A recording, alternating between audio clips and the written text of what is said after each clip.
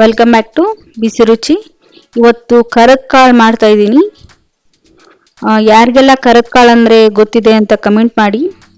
ಇದು ಕರದ ಕಾಳು ಯಾವ ಸೈಡ್ ಮಾಡ್ತೀರಾ ಅಂತ, ಯಾವ ಸೈಡ್ ಮಾಡ್ತಾರೆ ಅಂತಾನು ಕಮೆಂಟ್ ಮಾಡಿ. ಇದು ತುಂಬಾ ಸಿಂಪಲ್ ಆಗಿ ರೆಸಿಪಿ.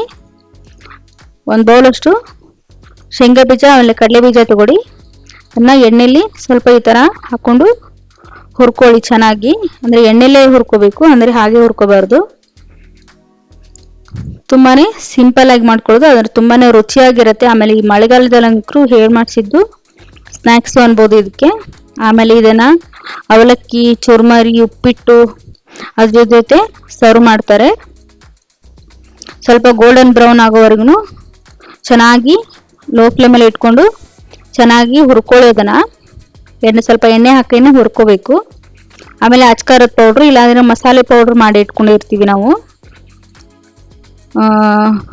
ಅಚ್ಕಾರದ ಪೌಡ್ರು, ಬೆಳ್ಳುಳ್ಳಿ, ಒಣಮೆಣಸಿನ್ಕಾಯಿ, ಆಮೇಲೆ ಈರುಳ್ಳಿ ಅದನ್ನೆಲ್ಲನೂ ಹಾಕ್ಕೊಂಡು ಪೌಡ್ರ್ ಮಾಡಿ ಇಟ್ಕೊಂಡಿರ್ತೀವಿ. ಆ ಪೌಡ್ರನ್ನ ಇದಕ್ಕೆ ಹಾಕಬೇಕು.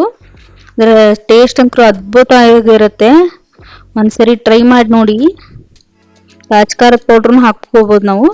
ಆಮೇಲೆ ಮೇಲ್ಗಡೆ ಸ್ವಲ್ಪ ಉಪ್ಪು ಉದುರಿಸಿದ್ರೆ ಆಯಿತು. ನೋಡಿ, ಕರದ ಕಾಳು ರೆಡಿ. 5 ನಿಮಿಷ ಅಷ್ಟೇ ಸಾಕಾಗುತ್ತೆ. ನೋಡಿ, ಇಲ್ಲಿ ಅವಲಕ್ಕಿ ಮಾಡಿದ್ದೀನಿ ನಾನು, ಪೋಹ. ಇದ್ರ ಜೊತೆ ಸರ್ವ್ ಮಾಡ್ತಾ ಇದ್ದೀನಿ. ಅವಲಕ್ಕಿಗೆ, ಚುರ್ಮರಿ, ಉಪ್ಪಿಟ್ಟಿಗೆ ಯಾವುದಕ್ಕೂ ನಾವು ಶೇಂಗಾ ಹಾಕಲ್ಲ. ಅಂದರೆ ಕರದ ಕಾಳು ಮಾಡಿದಾಗ ಕರದ ಕಾಳು ಜೊತೆ ಇದನ್ನ ಕಾಂಬಿನೇಷನ್ ಆಗಿ ತಿನ್ಬೋದು. ತುಂಬಾನೇ ರುಚಿಯಾಗಿರುತ್ತೆ. ಒಂದ್ಸರಿ ಟ್ರೈ ಮಾಡಿ ನೋಡಿ. ಕರದ ಕಾಳು ಯಾರಿಗೆಲ್ಲ ಗೊತ್ತಿದೆ ಅಂತ ಕಮೆಂಟ್ ಮಾಡಿ. Thank you.